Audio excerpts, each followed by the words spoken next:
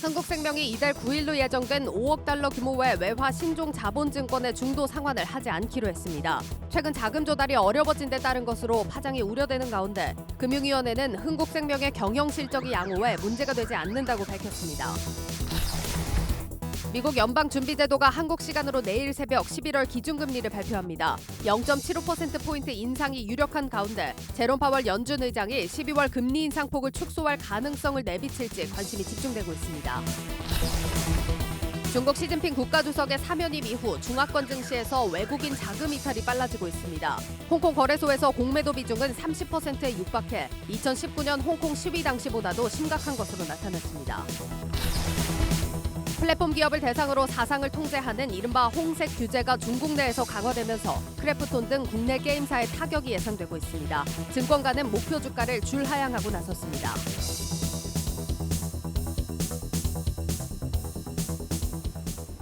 FOMC 결과 발표가 10시간도 채 남지 않았습니다. 숨죽인 우리 증시 상황 배성재 기자와 진단합니다. 배 기자. 네. 미국 연방준비제도의 11월 FOMC 앞두고 상당히 강보합세로 마무리를 했습니다. 개별 종목별로 인터넷이나 게임주 등이 좀 좋은 실적을 발표하면서 상승 랠리를 보였고요. 예. 코스피 시장에서는 보시다시피 외국인이 5천억 원 정도를 대형 아주 매수를 하면서 장의 상승세를 이끌었습니다. 네. 짙은 관망세로 장이 끝난 하루였는데 국내에서는 어제 오늘 사이에 곳곳에서 지금 위험 신호들이 좀 터져 나오는 것 같습니다. 그렇습니다. 하나씩 좀 살펴보겠습니다. 네. 먼저 이제 흥국생명 건입니다. 신종 자본증권 콜옵션 행사를 취소했다. 이게 무슨 의미입니까? 네, 흥국생명이 이달 9일 만기가 예정된 바로 다음 주인데요. 5억 달러, 그러니까 우리 돈으로 하면 7천억 원 규모의 외화 신종 자본증권에 대한 콜옵션을 행사하지 않기로 했습니다.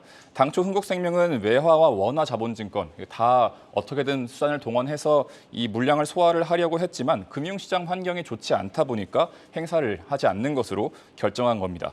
국내에서 신종 자본증권은요, 지금까지 대부분 첫 번째 콜옵션에서 소화가 되어 왔습니다. 국내 기업이 이 발행 채권에 대한 콜옵션을 행사하지 않은 게 2009년 우리은행 콜옵션 미행사 이후로 13년 만입니다. 네. 그러니까 흥국생명이 5년 전에 이제 신종 자본증권이라는 형태로 신종 자본증권을 발행을 해서 네. 외화로 돈을 빌렸는데 네. 그걸 이달 9일에 이제 상환을 할 수 있다 이렇게 약속을 했다가 못 지켰다 이겁니다. 그렇습니다. 이제 첫 번째 상환을 콜옵션을- 하기로 했다는 게 이제 콜옵션인 거죠? 그렇습니다. 네. 근데 이제 상환할 돈을 못 구해서 못 돌려주기로 했다 이런 얘기입니다. 네.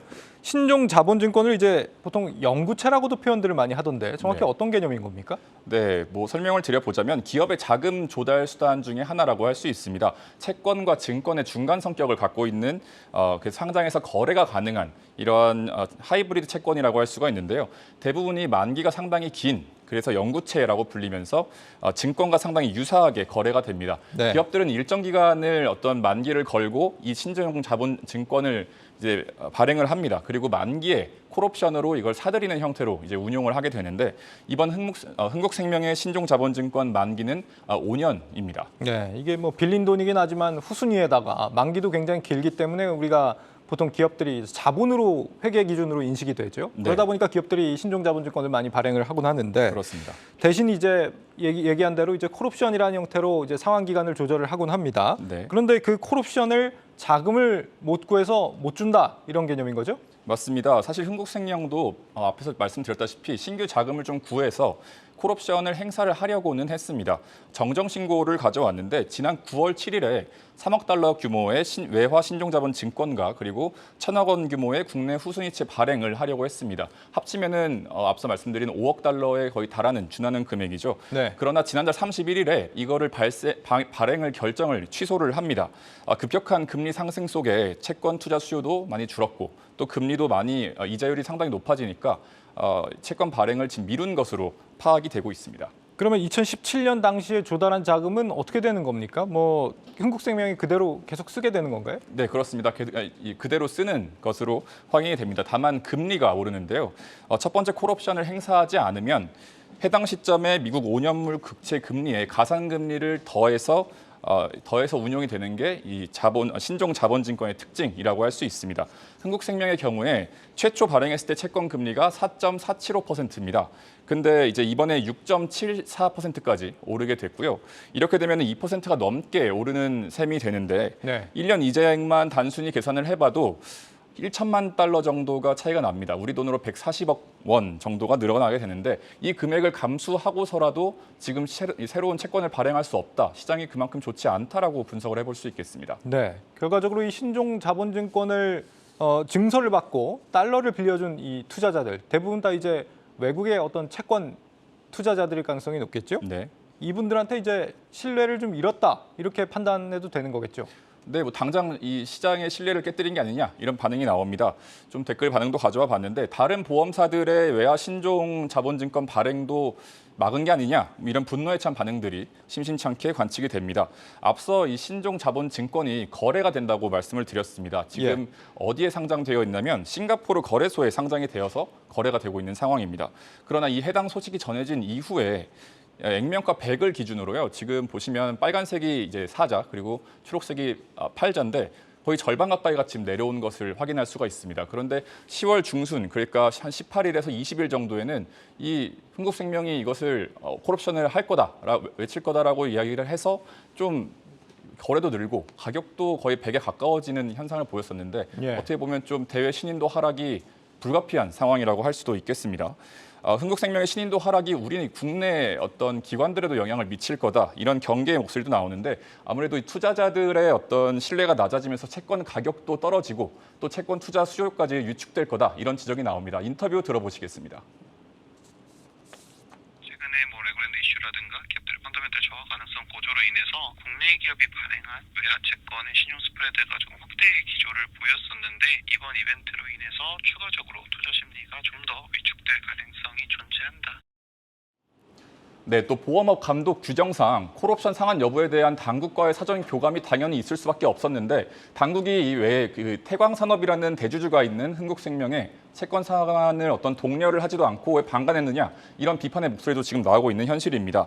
금융당국은 이번 콜옵션의 미실시에 대해서 사전에 인지를 하고 있었고 또 채무 불이행까지 이어질 상황은 아니다 이렇게 조금 전에 밝혔습니다. 그렇군요. 요즘 정부가 알고도 놓치는 게 하도 많아서 또 어떤 저간의 사정이 있는지 좀 알아봐야겠습니다. 네.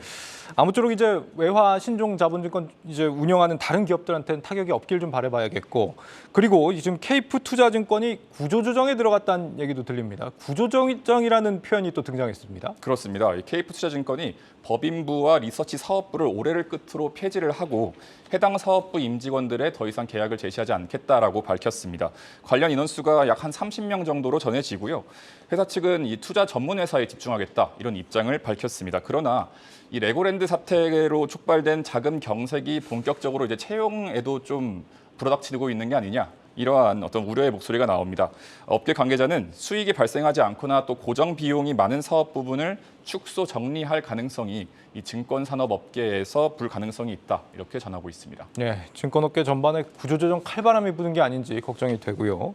내일 우리 증시에서 봐야 될 일정은 그러면 어떤 게 남아 있습니까? 네, 오늘에 이어서 내일도 굵직한 곳들의 실적 발표가 기다리고 있습니다. SK이노베이션이나 롯데칠성, 카카오, 하이브 이런 곳들의 3분기 실적 발표가 예정되어 있는데요. 네. SK이노베이션 같은 경우에는 이 정제 마진이 하락하면서 영업이익이 줄어들 것으로 보이긴 하지만 배터리 사업 쪽이 외형이나 이익 모두 개선을 하면서 상당히 영업 적자폭을 줄일 것이다 이렇게 예측이 되고 있고요.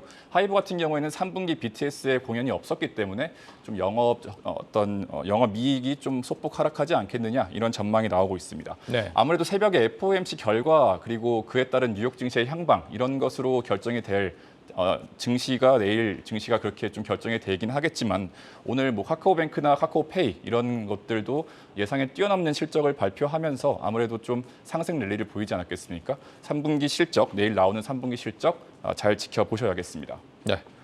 FOMC 결과가 또다시 모두를 긴장하게 하고 있는데 바로 이어서 전망해 보겠습니다. 증시 프리즘 배성재 기자였습니다.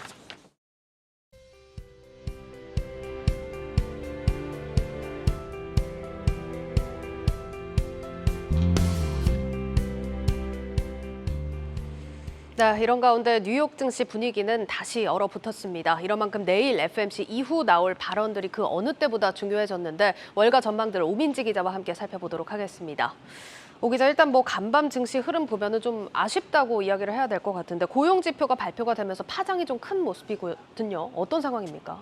네, 우선 장 초반에 반등을 시도했던 이 뉴욕 3대 증시가요. 지표가 발표된 이 10시부터 부등기가 급변을 했습니다. 이날 공개된 구인 이직 관련 졸트 보고서를 보면 9월의 채용 공고가 이 1,072만 건으로요. 전월보다 44만 건이나 증가한 모습을 보였습니다.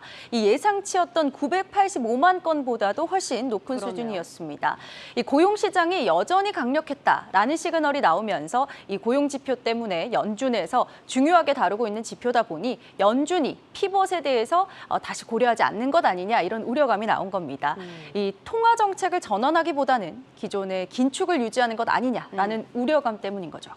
알겠습니다. 사실 이번 11월 FOMC 결과보다 사실 그 이후에 나올 발언에서 통화정책 전환을 시사하냐 마냐 이 부분이 좀 큰 관건이었는데 그럴 가능성은 또 매우 낮아진 상황이라고 좀 봐야겠습니다. 일단 어제 같은 경우는 이제 간밤에 제조업 지수도 또 같이 발표가 됐는데 분위기가 비슷했죠. 네, ISM 제조업 지수가 나왔는데 역시도 시장의 전망치보다 높았습니다. 네. 50.2로 나타났고요. 시장 전망치였던 50보다는 좀 높은 모습을 보였습니다.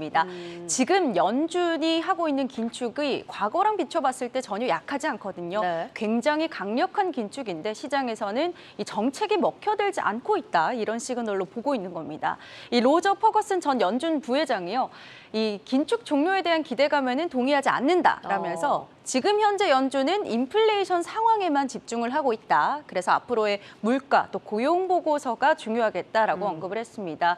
연준의 피봇 기대감이 줄었고요. 공격적인 긴축에 대한 우려감이 커졌고 결국 투심 악화로 이어졌습니다. 네, 일단 내일 나올 발언들을 좀 자세히 들어봐야 알겠지만 시장에서는 다시 투심이 얼어붙고 있는 모습입니다. 월가에서는 이번 사건에 대해서 좀 어떻게 평가를 하고 있습니까? 우선 시카고 상품거래소 패드워치에 따르면 11월에 75bp가 인상될 것이다라는 전망은 86.8%로 압도적이었습니다. 이제 관건은 12월입니다. 12월의 전망은요. 25bp가 인상될 것이다라는 전문가들이 5.9%였고요. 예. 50bp 인상을 점친 전문가가 46.2%, 75bp가 47.9%였습니다. 비율은 비슷하네요. 네, 맞습니다. 물론 가장 많기는 75bp지만 예. 여전히 피봇에 대한 기대감이 못지않게 좀 나타나고 있는 모습이죠. 이 JP 모간에서는요, 연준이 매파적인 성향에서 돌아설 것이다. 이런 기대감이 좀 시장에 과도하다라고 지적을 했고요. 물론 속도가 느려질지언정 더 긴 긴축이 이어져서 2023년까지도 이어질 것으로 봐야 한다고 이야기를 했습니다. 그러면서 연준이 인플레이션과의 싸움을 일찍 끝낼 것이다. 이런 관측은 실수일 수 있다. 이렇게 언급을 했습니다. 네, 그러니까 애초에 연준 성향의 변화를 기대하기에는 조금은 무리가 있는 상황이었다. 이런 시각인데 그래도 사실 12월에 50bp 전망했던 비율이 75bp랑 비슷한 수준이었거든요. 이거는 어떤 근거로 이렇게 보고 있는 겁니까? 네, 미국의 채권 운용사인 핌코에서 제시를 했는데요. 언제까지고 연준이 75bp를 인상할 수는 없을 것이다 라고 이야기하면서 지금 현재 경기 침체 리스크가 굉장히 크다라고 분석했습니다. 뱅크 오브 아메리카도요. 이번 발표에서 파월의 속도 조절을 논의했지만 확정되지는 않았다. 이런 식으로 이야기할 수 있겠다라고 봤습니다. 연준이 내년 봄까지 목표로 하고 있는 최종 금리 5%는 달성하겠지만 아직까지는 좀 금리 인상의 속도를 조절할 수 있는 이제는 스타트를 끊을 수 있는 시기다라는 겁니다.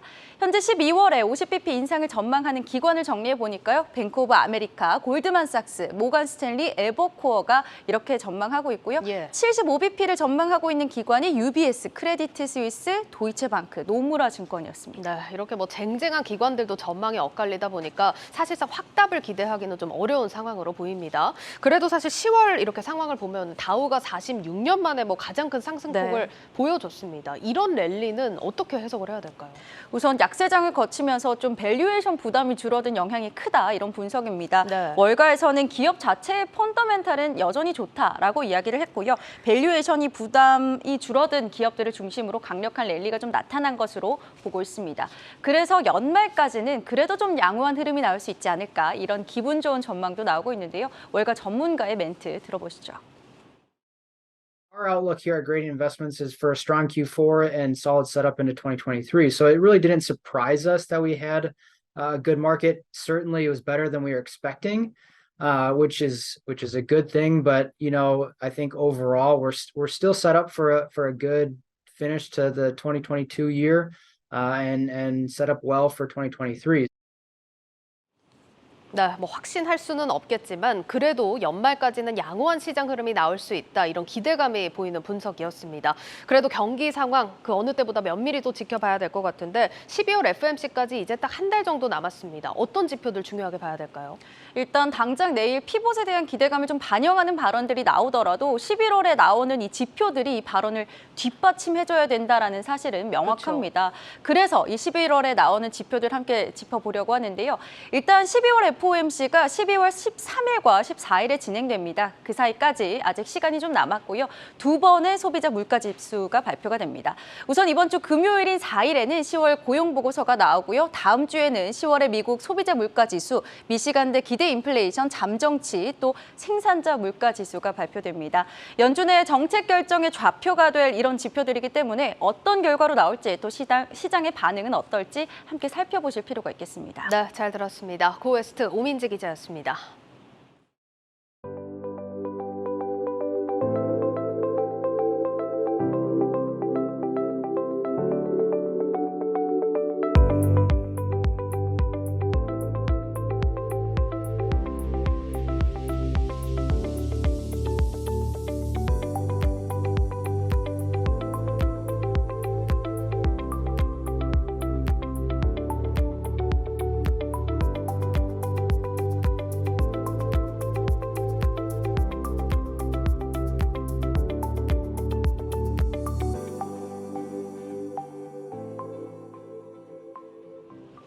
미국의 긴축 행보만큼이나 우리 한국은행이 이번 달 금리를 얼마나 올릴지를 놓고도 관심이 뜨겁습니다.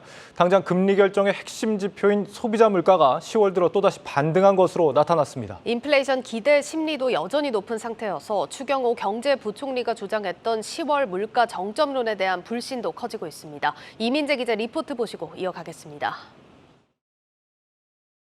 10월 소비자 물가 지수는 전월과 비교해 5.7% 올랐습니다. 3개월 만에 다시 상승세로 돌아서면서 연속으로 5%대 고물가를 기록하고 있습니다. 앞서 소비자 물가 상승 원인이었던 유가는 오펙 플러스의 감산에도 안정세를 보이면서 주춤했고 농축수산물 가격 오름폭도 수급 개선으로 줄었습니다. 그럼에도 소비자 물가 상승을 막기에는 역부족이었습니다. 전기, 가스 요금 인상이 대표적입니다. 고환율도 주요 원인입니다. 1,400원대까지 치솟은 원달러 환율의 9월 생산자 물가지수가 한 달 만에 상승세로 돌아섰습니다. 늘어난 생산 비용과 수입 가격이 소비자 부담으로 이어질 수밖에 없습니다. 정부는 10월 물가 정점론을 고수하며 물가 상승세가 점차 둔화될 것으로 내다봤습니다. 석유류 가격 하락 등이 이어지면서 당초 경계감을 가졌던 수준보다는 낮은 물가가 전망됩니다. 하지만 현실과 괴리가 있는 것 아니냐는 지적이 제기됩니다. 향후 1년간 소비자 물가 상승을 예상하는 기대 인플레이션율은 10월 4.3%로 3개월 만에 반등했습니다. 소비자 물가가 고공행진을 이어갈 것이란 분석에 힘이 실리는 이유입니다. 우리 국내적인 정책 요인으로 어떻게 컨트롤할 수 있는 여지가 매우 작기 때문에 여러 가지 세계 공급망 교란이라는 그 대외적 여건이 안정되기 전까지는 상당 기간 이런 물가 상승 압력이 지속될 가능성이 높다고 봐야 되겠죠. 고물가 불씨가 여전한 상황. 대표적인 대응책인 금리 인상을 두고 물가 상승 억제냐 아니면 경기 침체 대응이냐 사이에서 한국은행의 셈법이 복잡해지고 있습니다. 한국경제TV 이민재입니다.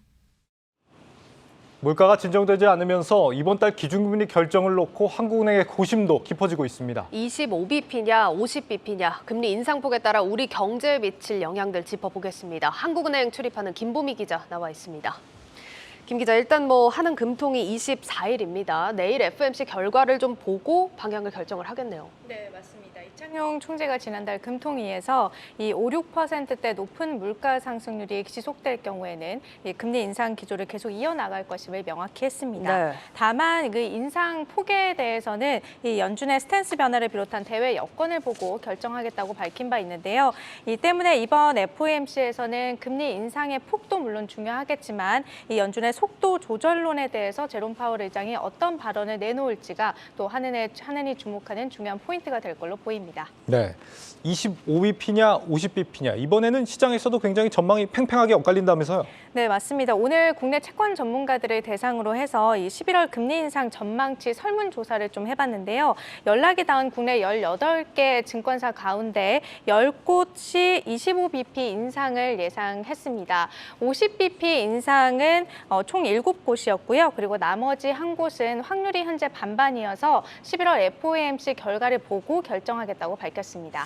그런데 사실 미국 연준에서 75bp 얘기가 나오는데 한은 25bp 전망이 나온다라는 거는 사실상 기업들 자금 경색 문제를 좀 심각하게 보고 있다. 이렇게 좀 해석을 할 수 있을 것 같은데 아예 업계에서는 동결을 전망하는 것도 나왔다면서요? 네, 맞습니다. 특히 외국계 금융회사를 기준으로 해서 이 같은 전망들이 나오고 있습니다. 시티그룹의 경우에는 이 25bp 인상을 예상한다라고 하면서도 금리 동결에 대한 가능성도 이번에 좀 열어뒀고요. 그리고 노무라 증권의 경우에는 11월 25bp 인상을 끝으로 해서 이 한국의 긴축 기조가 막을 내릴 것이다라는 전망까지 내놨습니다.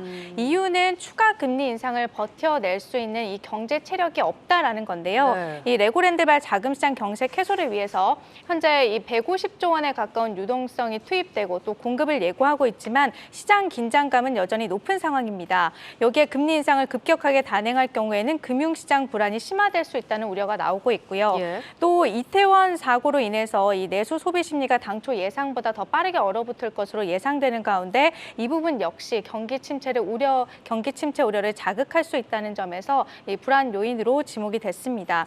눈여겨볼 부분은 이 같은 분석이 어제 공개된 이 10월 금통위 회의록에서도 좀 포착이 됐다는 점이었는데요. 7명의 금통위원 가운데 25bp 인상이 적절하다라는 의견을 냈던 이 위원 2명은요. 국내 경기 하강을 가속화하고 또 금융시장 불안정을 야기할 가능성에 대해서도 이제는 충분히 검토해볼 필요가 있다는 뜻을 나타낸 바 있습니다. 네, 레고랜드발 리스크가 심각해진 게 이 10월 금통위 이후의 문제이기 때문에 아마 이때는 지금 2명이었지만 이때보다 더 인원이 많아졌을 가능성도 예상해 볼 수 있겠습니다. 네. 이런 경기 침체 우려가 실제 좀 지표로도 확인이 되는 상황입니까?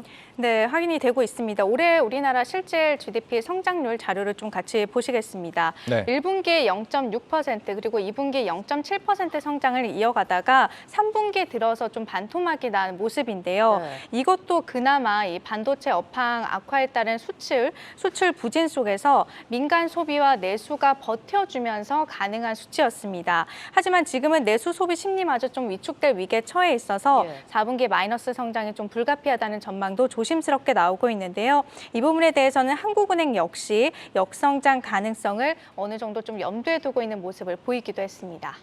알겠습니다. 지금 이렇게 25bp 인상 가능성을 또 주목해서 이야기를 들어보고 있는데 반대로 50bp를 뭐 그냥 올릴 거다 이런 시각들도 많거든요. 이건 어떤 배경에서 나온 얘기입니까?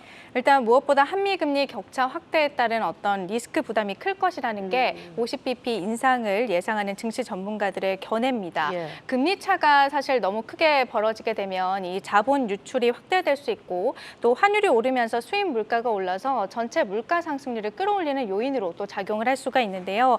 지난달에 한국은행의 빅스텝 단행도 이러한 우려가 반영된 결과였습니다. 그런데 지금 상황을 좀 보면 10월 금통위 당시와 또 크게 달라진 게 없거든요. 네. 앞서 리포트에서 보셨던 것처럼 물가는 좀 계속해서 오르고 있는 상황이고 1,410원에서 이 1,420원대에서 움직이고 있는 원달러 환율은 연말까지 1,500원이 넘어설 것이란 전망이 나오고 있습니다. 현재 이 금융시장에서는 한미 금리차 용인폭을 100bp 내외로 보고 있는데요. 미국 연준이 이번에 75bp 인상을 단행한다면 한미 금리 격차는 이미 100bp에 도달하게 됩니다. 그런데 중요한 거는 또 이게 끝이 아니라는 거죠. 예. 12월 FOMC에서 또 최소 50bp 이상 금리를 연준이 인상할 것으로 예상되고 있기 때문에 이달 금통위에서 50bp를 추가로 올려야 겨우 100bp 수준을 맞춰 나갈 수 있다는 계산이 나오고 있습니다. 네, 확실히 지난달 이제 50bp를 당국에서 올리고 나서 환율은 어느 정도 좀 진정되는 효과를 우리가 봤던 걸 기억을 합니다.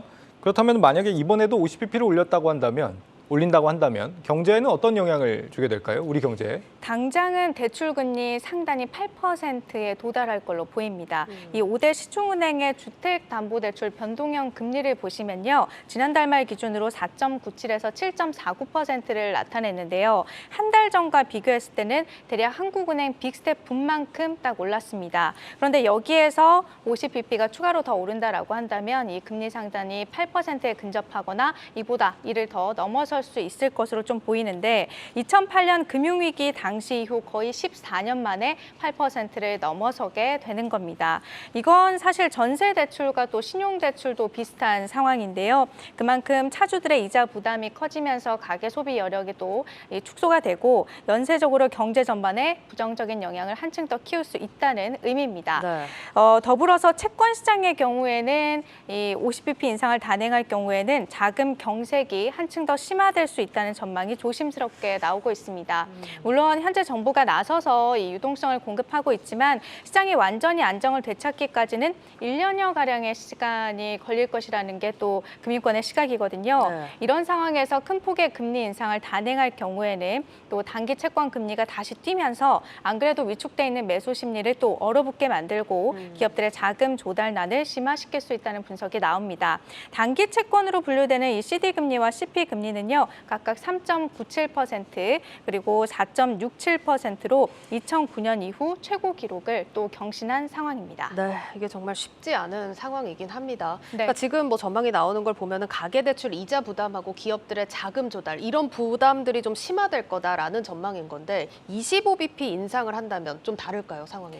사실 25bp 인상 역시 금리를 올리는 거는 또 마찬가지이기 때문에 네. 경제 충격의 크기에서 차이가 날 뿐 이 연쇄적인 파급 효과는 비슷할 것으로 전망이 되고 있습니다. 다만 채권 시장의 경우에는 25bp 금리를 올린다 하더라도 금리 인상 기조가 이어질 거라는 건 시장에서 이미 예상하고 있었던 부분이기 때문에 채권 금리의 추가 어떤 상승 재료로 작용하지는 않을 것이라는 견해가 나오고 있고요. 또 전문가들이 25bp 인상에서 보다 초점을 맞추고 있는 원달러 환율, 이 환율 변동성 부분에 대해서는 한미 금리 격차가 125bp까지 벌어지게 되는 만큼 이 원화 약세가 심화될 수 있다는 분석이 나옵니다. 증권가에서는 1,500원을 연말까지 이 환율의 1차 심리 저항선으로 보고 있는데요. 환율이 오르게 되면 또 물가 상승 압력을 키울 수 있어서 자칫 금리 인상 기조 장기화 우려를 낳는다는 점에서 시장 변동성이 확대될 수 있다는 관측도 나옵니다. 참고로 올해 이 상승률 물가 상승률 4.6% 가운데 고환율이 기여한 비중은 0.4%포인트나 되는 걸로 나타났습니다.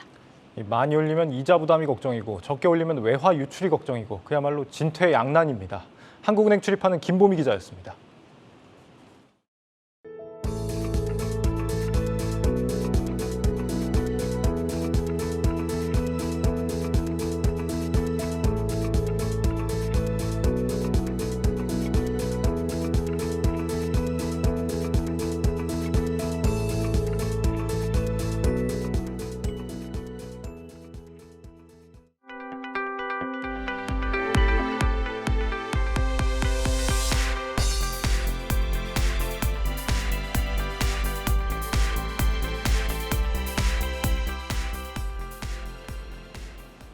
시진핑 중국 국가주석의 3년임을 두고 시장에서는 시진핑 리스크라는 표현이 등장하고 있습니다.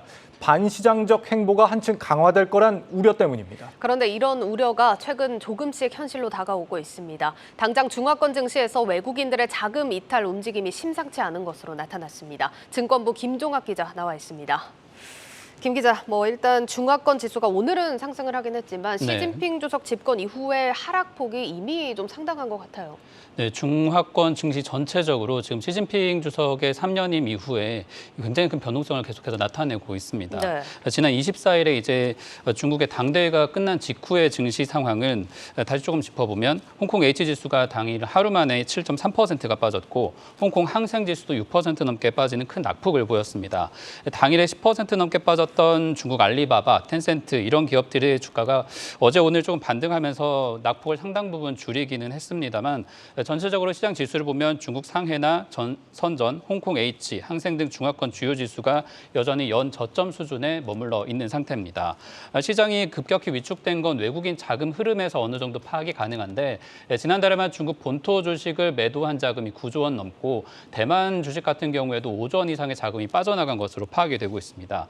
중국 본토와 홍콩 증시가 이렇게 연일 급락하면서 국내 투자자들도 영향을 받고 있는데 주가 연계증권 파생 상품은 손실 구간에 들어간 상품들이 나타나기 시작했고 펀드 상품 경우에도 굉장히 손실폭이 커지면서 많게는 30% 이상 낙폭이 커진 기록이 나타나고 있습니다. 네, 그런데 사실 뭐 시진핑 주석이 1인 지도 체제를 이렇게 강화한다는 거는 충분히 예상이 가능한 시나리오였거든요. 그런데도 시장이 이렇게 민감하게 반응하는 이유는 뭐라고 봐야겠습니까? 이 체제 불안에 대한 리스크에 더해서 시진핑 주석의 집권 이후에 이제 제로 코로나 정책을 통한 민간 기업에 대한 통제가 더 강해질 수 있다. 이런 우려가 복합적으로 작용하고 있는 것으로 파악이 됩니다.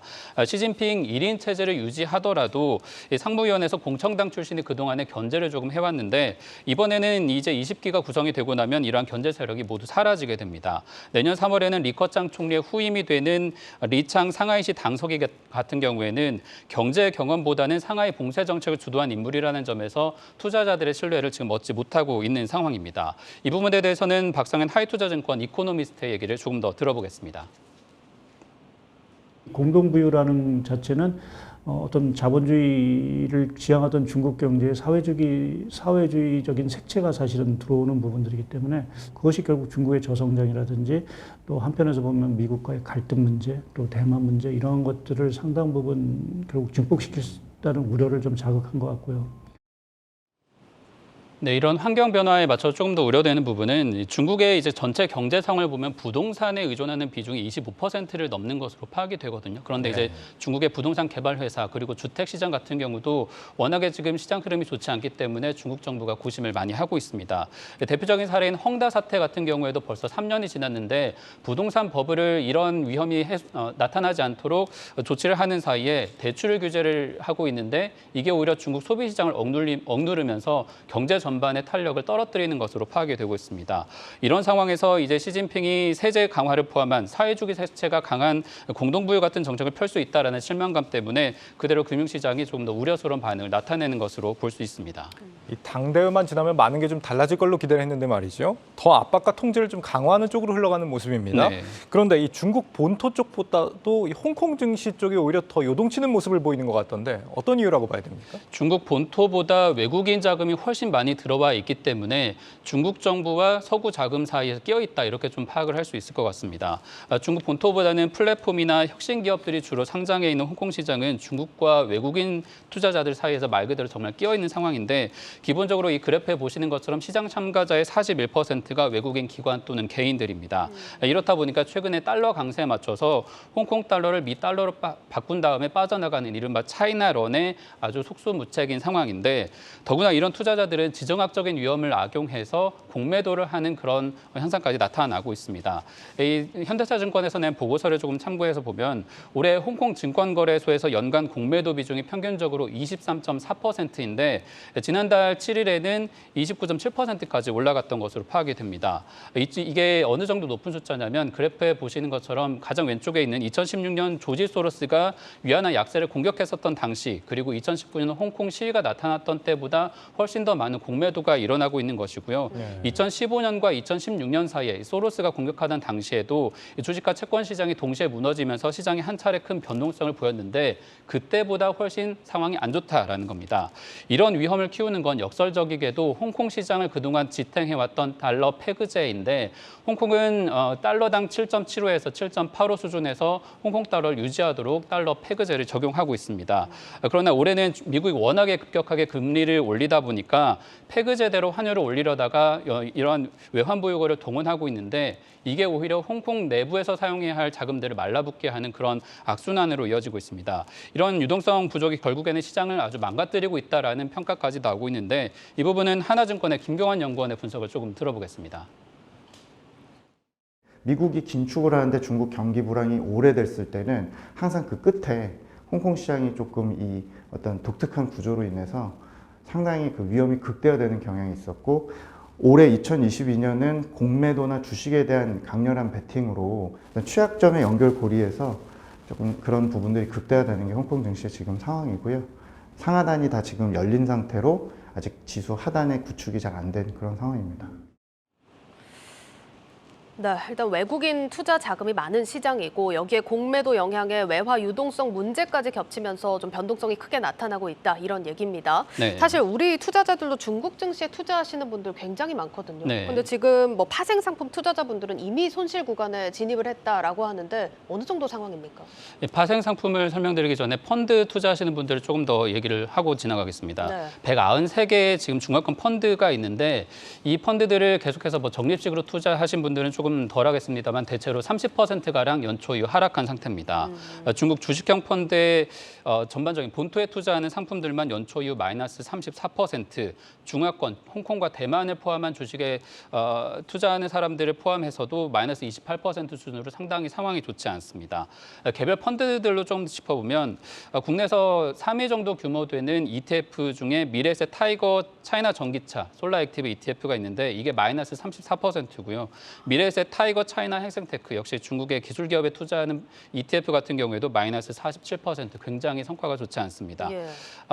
이런 펀드들을 포함해서 말씀해주신 ELS 같은 경우에는 조금 더 상황이 더 좋지 않은데 홍콩 H지수를 기초로 하는 파생 상품이 국내에서 3위 정도 규모를 차지하고 있습니다. 이 발행 규모가 지금까지 10조 3천억 원 정도로 파악이 되고 있는데 보시는 것처럼 지금 홍콩 지수가 5천선을 왔다 갔다 하는 그런 상황에서 6천선에서 5천선 사이에 있는 자금들은 거의 손실 구간에 진입했다라고 볼 수 있습니다. 네. 5,500선 붕괴로 이미 26%, 그리고 이번 주에 5천선이 살짝 깨졌었는데 이때 손실이 들어가면서 5조 원 이상의 자금이 현재까지 손실을 보고 있는 것으로 나타납니다. 네.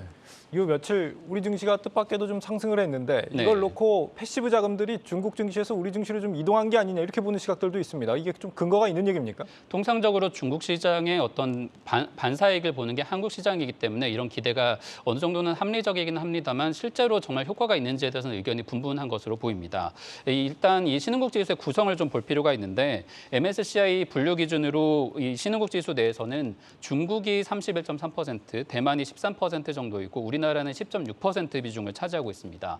중화권이 40% 이상이고 최근에 이제 시장 위기를 반영하자면 어느 정도 자금이 흘러들어올 수 있겠다라는 파악이 가능한데 실제로 지난달에 3조 원 정도의 외국인 자금이 국내에 들어온 것으로 나타나 있습니다. 보통 상장지수 펀드처럼 이렇게 패시브 자금을 따르는 경우에는 기계적으로 자금을 투입하도록 하고 있는데 홍콩과 중국 펀드에도 여전히 자금은 유입이 되고 있습니다. 그럼에도 이제 한국 비중이 조금 높아질 여력이 생겼다라는 분석인데 이 부분에 대해서는 하이투자증권 박상현 연구원의 이야기를 조금 더 들어보겠습니다. 7월 이후에 공교롭게도 펠로시 의장이 대만을 방문한 이후에 외국인이 계속 빠져나가는데 우리는 사실 외국인이 들어오고 있다라는 부분 자체는 외국인 시각 입장에서 여하튼 한국은 그래도 이 중화권 리스크에서 조금은 좀 벗어난 것이 아닌가. 그러니까 동조화 측면에서는 조금 약화될 수도 있다라는 시각이 일부 있는 것 같고요. 네, 증권부 김종학 기자였습니다. 시진핑 리스크는 이렇게 자본시장에서뿐 아니라 당장 우리 기업들의 수출 감소로도 나타나고 있습니다. 중국의 경기 침체와 내수 위주 성장 전략 때문인데 이른바 중국식 현대화에 맞춰 현지 진출 전략을 새로 짜야 한다는 목소리가 커지고 있습니다. 전민정 기자입니다. 시진핑 중국 국가주석이 집권 3기를 시작하면서 강조한 건 모두가 잘 사는 사회, 공동부유를 내세운 중국식 현대화입니다. 이는 민간 경제활동에 대한 국가의 통제와 내수 위주의 경제정책이 강화된다는 의미입니다. 중국이 내수 증진을 통해 생산과 소비를 늘리려 할수록 중국에 대한 수출 의존도가 큰 우리 경제는 직격탄을 맞을 수밖에 없습니다. 이미 이러한 우려는 현실로 나타나고 있습니다. 지난달 중국으로의 수출액은 1년 전보다 15.7%나 줄어 대중무역 수지는 한 달 만에 적자로 돌아섰는데 이는 중국 당국이 자국 내 생산품 소비, 이른바 애국 소비를 강조하고 공급망을 자급화한 영향이 컸습니다. 시진핑 3기 체제는 가공무역 억제, 중간재 자급화와 같은 산업구조의 고도화에도 적극적인 분위기. 우리나라가 중국의 중간재를 주로 수출하고 있는 만큼 대중무역 적자 확대에 더욱 속도가 붙을 것이란 우려가 나옵니다. 전문가들은 대중 의존도를 단기간에 낮추기 어려운 만큼 고부가가치 중간재 수출 품목을 발굴하고 중국 소비재 시장 공략을 위한 대책 마련을 서둘러야 한다고 입을 모읍니다. 또 시진핑 체제 독주로 미중 분쟁이 보다 심화될 가능성이 높은 상황에선 소재 부품 국산화도 필수 전략이라는 분석입니다. 부품이나 소재나 계속적으로 중국이 이제 국산하면서 이제 그 한국에 수입하던 부분들을 대체해 나가고 있는 그런 상황들이니까 우리도 해외에서 수입하고 있는 국산화해서 수출 산업화하는 이제 중국 소비재 제품이랑 비교를 해가지고 뭔가 차별할 수 있는 포인트가 있으면은 대중 수출이 늘어날 수 있는 거죠. 시진핑 3기의 단기간 경기 부양 정책에 발맞춰 우리 기업도 중국의 고속 성장과 투자 확대가 예상되는 산업에 대한 적극적인 진출 전략을 세울 필요가 있다는 조언도 나옵니다. 5G, 빅데이터 센터, 보합 설비, 고속철도 이런 부분들이 이제 신형 인프라 4차 산업과 투자를 함으로써 단기적으로는 경제 성장률을 끌어올리는 차세대에 관련된 부분으로 기술력을 발전시키는 것 집중을 해야 되는 분야이고 기존의 거래선을 갖고 있거나 기업들 같은 경우에는 수출 활로를 더 찾는다든지 시진핑 리스크의 위안화 가치가 15년 만에 최저 수준으로 급락하며 우리의 수출 환경은 더욱 열악해진 상황. 무역 적자 장기화 우려를 덜기 위해서라도 대중 수출 전략을 시급히 재점검해야 할 때입니다. 한국경제TV 전민정입니다. 시진핑 3년임은 당장 중국에 진출한 우리 게임사들을 공포로 몰아가고 있습니다. 지난해 시 주석의 강력한 게임 규제가 재현될 수 있다는 우려 때문입니다. 하반기 중국 진출을 노리는 위메이드와 이미 중국에서 서비스를 하고 있는 크래프톤의 타격이 클 것으로 예상됩니다. 이어서 신동욱 기자입니다. 빅테크와 인터넷, 게임 등 사회 전반에 대한 기강 잡기에 나서는 홍색 정풍운동. 3년임에 성공한 시진핑 주석의 대표적인 규제 정책입니다. 지난해 중국 정부는 게임을 아편에 비유하며 일주일에 3시간만 게임을 하도록 강도 높은 규제를 시행했습니다. 시 주석의 연임으로 다시 한번 이러한 규제가 강화될 것이라는 우려가 나옵니다. 문제는 중국의 게임 서비스를 진행 중이거나 예정인 국내 게임 업체입니다. 무엇보다 크래프톤의 배틀그라운드 모바일 중국 버전인 화평정영에 대한 피해가 예상됩니다. 크래프톤의 가장 큰 매출 비중인 아시아 지역에서 텐센트의 매출만 70%가 넘기 때문입니다. 지난달에는 10개 증권사가 크래프톤의 목표 주가를 모두 낮췄습니다. 위메이드도 불안한 상황은 마찬가지입니다. 위메이드는 미르4와 미르M 시리즈를 조만간 중국에 선보일 예정입니다. 미르4는 이미 글로벌 빅히트를 거뒀고 미르M은 블록체인 버전으로 중국 공략을 통해 실적 반등에 나설 계획이었습니다. 해묵은 과제로 꼽히는 중국 판호 승인 여부가 여전히 제자리 걸음인 점도 게임 업계의 리스크입니다. 여전히 변수는 중국은 스스로 시혜를 베푸는 그런 성격은 국가는 아니기 때문에 판호 등등의 이슈에 관해서는 정부의 어떤 강력한 주문이나 요구라는 그 전제 조건이 필요한 거예요. 그런 요구 없는 상태에서는 절대 중국이 먼저 시혜적으로 주지는 않을 거라고 예상을 해요. 한편 크래프톤과 위메이드의 주가는 지난해 고점 대비 각각 3분의 1, 5분의 1 수준입니다. 한국경제TV 신동호입니다. 시진핑 리스크가 우리 경제 최대 위험 요인으로 급부상하고 있습니다. 김민수 기자와 더 자세히 알아봅니다. 김 기자, 이 중국에 대한 수출 감소 심각한 수준이죠? 예, 한마디로 정리를 한다면은 이른바 이 시진핑 리스크의 핵심은 그동안 우리 수출의 텃밭이었던 중국 시장이 더 빠르게 사라질 수 있다는 겁니다. 이미 대중국 수출은 무너지고 있습니다. 수치로 나타나고 있는데 지난달 이 15.7%나 감소했는데 이게 30개월 만에 최대입니다. 문제는 이 대중국 수출이 더 살아나기 어려워진다는 점입니다. 이 시진핑 3기 체제 출범 이후 주요 기업들의 탈중국이 좀 빨라지면서 중국 경제가 장기 부진에 빠질 것이라는 전망이 나오고 있습니다. 이미 중국은 이 저성장과 저출산 국면에 접어든 데다 고임금 구조로 인한 생산기지 이탈이 일어나고 있는 상황이라 더 걱정이 큽니다. 여기에 시진핑 3기는 자국 기업 우선주의를 더욱 강화할 가능성이 높습니다. 우리 수출이 더욱 어려워질 가능성이 높습니다. 그동안 중국의 성장에 올라타서 과실을 따먹던 구조에 마침표를 찍는 계기가 될 것이라는 분석이 나오고 있습니다. 지난 8월까지만 해도 우리 주요 수출 10대 품목 가운데 반도체만큼은 그래도 성장을 했었는데 이제는 아예 주력 품목인 이제 반도체마저도 수출이 지금 감소하고 있는 상황입니다. 중국이 우리 반도체만큼은 포기 못할 거다 그랬었는데 말이죠. 그렇습니다. 반도체가 지금 3개월 연속 대중 수출이 줄어들고 있는데요. 시진핑이 내놓은 키워드 중에 이 자립하고 자강이라는 이 두 가지 키워드를 주목할 필요가 있습니다. 예. 그러니까 반도체 패권 전쟁에 맞서서 중국 자신 스스로 첨단 산업을 키워내겠다는 의지를 공개적으로 천명을 한 겁니다. 당연히 미중 갈등이 더 격화될 수밖에 없습니다. 이 삼성전자나 SK하이닉스 같은 우리 반도체 기업들은 이 최대 고객인 중국과 원천 기술을 가지고 편을 가르는 미국 사이에서 엄청난 불확실성에 빠질 겁니다. 물론 한편에서는 우리 기업들의 점진적인 탈중국 가능성도 제기되고 있습니다. 중국 현지 생산을 좀 줄이는 건데 이 반도체 장비는 워낙 감가상각이 빠르기 때문에 투자를 줄여서 새 장비를 공급하지 않는 것만으로도 탈중국이 가능하긴 합니다. 이 결론적으로 이 시진핑 노믹스가 중국 경제의 반등을 담보하기 어렵다는 점에서 우리 수출의 20%를 차지하는 반도체의 겨울이 예상보다 길어질 수 있다는 우려가 나오고 있습니다. 그런데 우리 반도체 산업이 중국과 대만의 관계에 달렸다라는 얘기가 나온다면서요. 이건 어떤 얘기입니까? 예, 아주 큰 변수가 될 수 있습니다. 지금 시진핑 주석은 대만에 대한 군사적인 개입을 공개적으로 밝히고 있습니다. 그동안 꾸준히 언급해 왔는데요. 예. 지금 그 대만과 중국 사이의 긴장감 역시 그 어느 때보다 높은 상황이고 이 전쟁 가능성도 사실 배제할 수 없습니다. 미국이 어느 정도 수준까지 개입할 것인지 또 대만의 핵심 산업인 반도체는 어떤 영향을 받을지 이 정치, 외교, 경제적인 측면을 모두 아우르는 복합적인 변수가 다가오고 있습니다. 물론 반사 이익에 대한 기대도 있습니다. 현재 세계 최대 파운드리 기업인 TSMC의 최대 고객은 바로 중국입니다. 중국과 대만의 관계가 더 악화될 경우 삼성전자가 반사 이익을 볼 수 있다는 관측도 나오고 있습니다. 무엇보다 미국이 급성장하고 있는 중국의 반도체 산업을 때려주면서 우리 반도체 기업들의 잠재적인 경쟁자가 성장하지 못한다는 것도 눈여겨볼 대목입니다.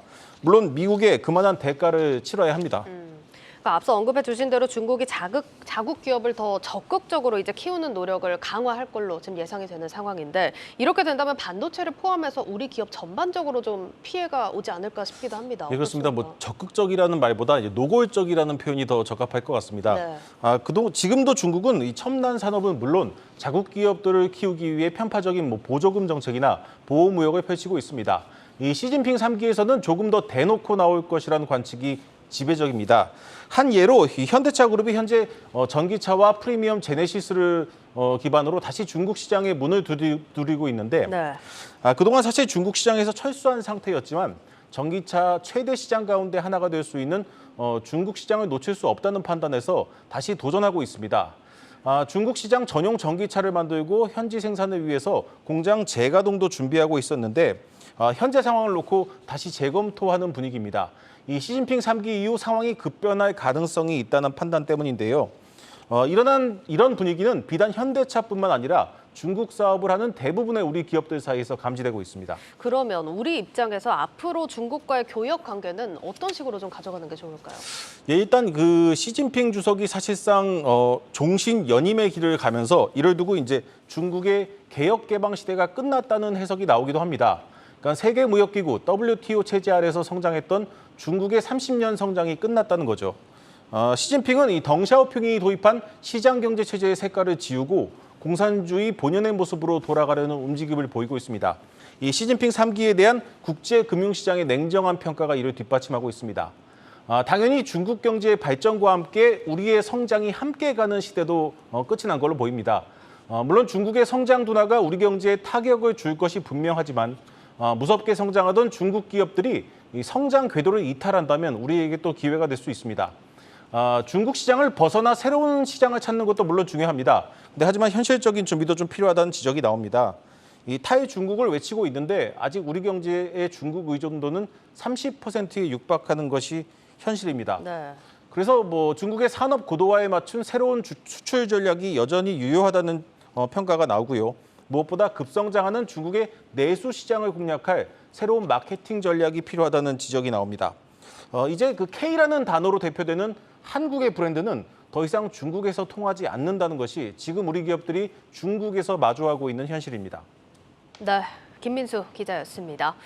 이렇게 실제 이미 중국에 공장을 짓거나 설비를 늘린 기업들은 현실적인 고민을 할 수밖에 없습니다. 이미 대규모 투자가 이뤄진 만큼 중국 시장에서 손을 떼기 어렵기 때문인데 오히려 현지화를 강화하는 역발상 전략으로 대응하고 나섰습니다. 유호성 기자입니다.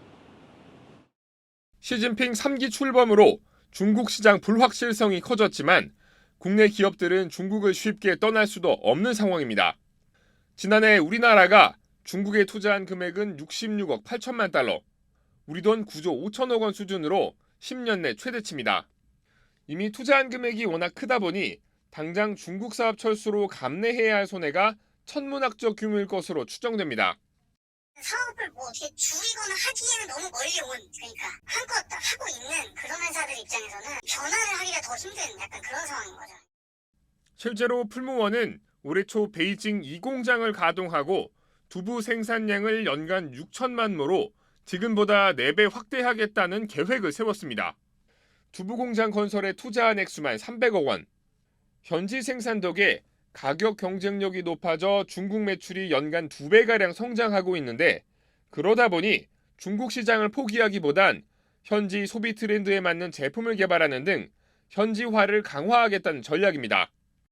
제로 코로나를 유지하려는 중국의 사회적 분위기와 중국 소비자의 높아진 건강에 대한 관심, 그에 따른 품질 요구에 맞춰서 젊은 두부 이미지를 구축하며 사업을 확장해 나갈 계획입니다. 중국이 코로나19로 어려움을 겪었을 당시 구호물자를 지원하며 지방정부와 끈끈한 유대관계를 맺어온 점도 다행인 부분입니다. CJ나 오리온은 중앙정부 차원의 대응보다는 우호적인 관계를 쌓은 지방정부를 공략하며 사업 영향 최소화에 주력한다는 전략입니다. 한국콜마나 코스맥스처럼 중국에 공장을 둔 화장품 전문 제조사들도 중국 사업을 접기보다는 상생을 택했습니다. 중국 정부가 화장품 자국 브랜드를 키우고 있는 만큼 이를 뒷받침할 수 있는 제조사가 반드시 필요하다는 점을 부각한다는 겁니다.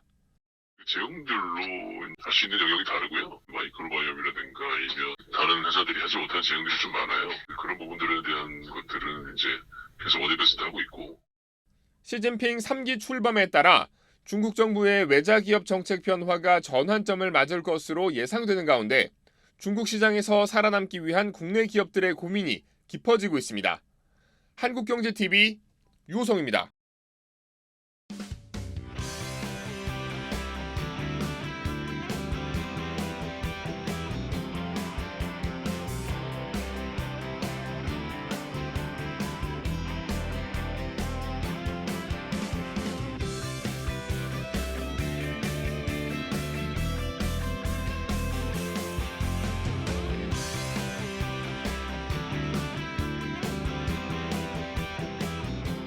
새 정부 에너지 정책은 원전, 재생에너지, 수소에너지 이런 부분들의 조화를 통해서 화석에너지의 비중을 줄여나갈 예정입니다. 이를 통해서 에너지 안보도 강화하고 물가 안정에도 기여하면서 에너지 분야가 신산업을 창출하고 수출 산업화를 통해서 일자리에도 기여할 예정입니다.